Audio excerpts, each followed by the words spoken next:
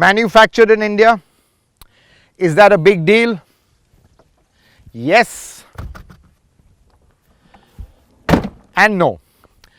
Yes, because this is the first time in the history of the Jeep Wrangler, since 1986 actually, that it's been assembled for civilian use anywhere outside of its home market, America. It's also a big deal because locally assembling it has brought down the price to the tune of 10 lakhs. Now, it's not a big deal because, quite frankly, this CKD version is the same as the import. So there's really no difference at all. In fact, most of the parts here are imported and just assembled here. That's how the whole CKD thing works. You assemble it here, you get duty concessions. So if it's the same, then why am I driving it? To be honest, I just needed any excuse to get behind the wheel of this beast and just look at the surroundings. It's green, we're in an off-road area, and I've got this, the Rubicon. This is the hardest of hardcore 4x4s you can get. So come on and join me. Let's play. And we have the perfect playground to play. We're at the Learn Off-Road Academy, which has an assortment of 4x4 tracks where the Wrangler feels as happy as a wild boar wallowing in mud.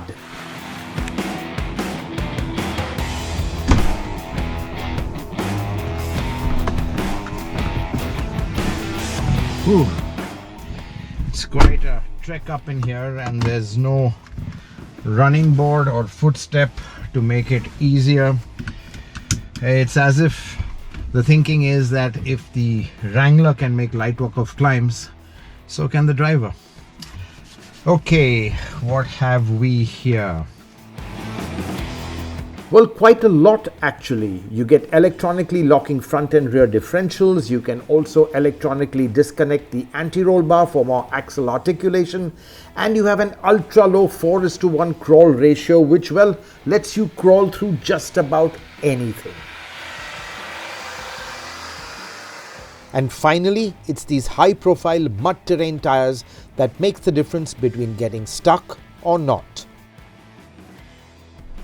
It's suddenly started pouring, but no problems for the Wrangler, which sun, shine, rain, snow, whatever, it doesn't matter.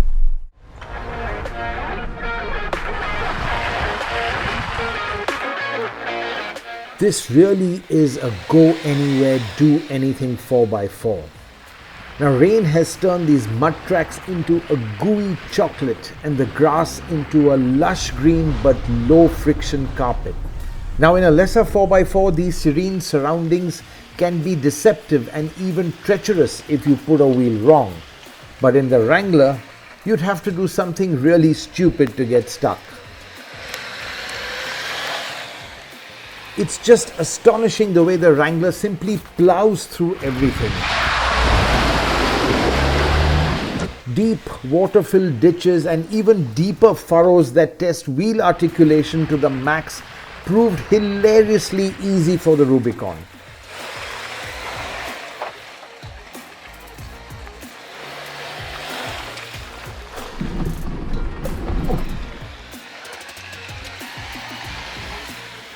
Even uphill stretches where other SUVs would slither down were conquered with ease.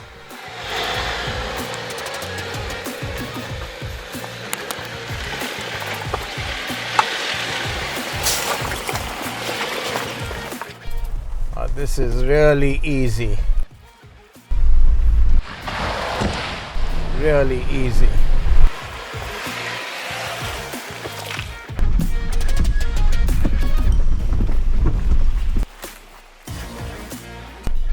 What I like about the Wrangler is that it is so delightfully old school. Yeah, it's got electronics like a lot of 4x4s have these days, but it's got those traditional solid axles. It's got that crazy articulation, phenomenal ground clearance, and there's just something about driving a body on frame SUV that it just makes it so special. But one thing that isn't so old school is the engine. Now you expect a lump of a V8 to be in here, or even a V6, but what you have is a 2-liter turbo petrol. Now even the Wrangler hasn't escaped the trend of downsizing, but that's not to say that's a problem, because there's enough power and torque low down, and it just pulls you through anything. Look at that. Wow. Woo. And I'm not even in low right now. Well, that's enough of playing in the mud. It's now time to go home and get back on the road. Now let's face it, most Wrangler owners are going to spend their time more on-road than off-road, because quite frankly there aren't so many places you can go and off-road, unless you're one of those really hardcore off-roaders who takes his SUV out or 4x4 out every weekend into the wild.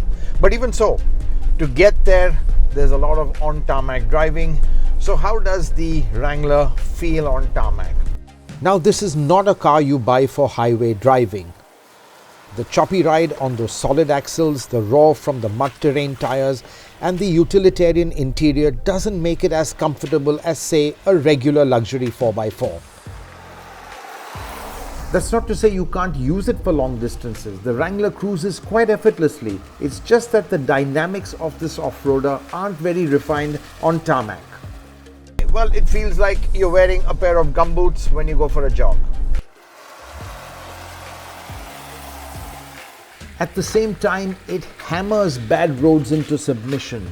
It gives you a feeling of invincibility like few other SUVs do.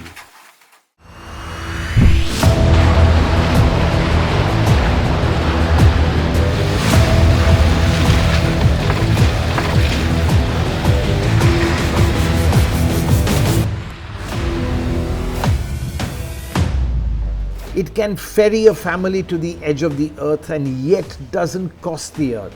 It embodies the outdoor spirit like no other SUV and is as Jeep as it gets. And therein lies its appeal.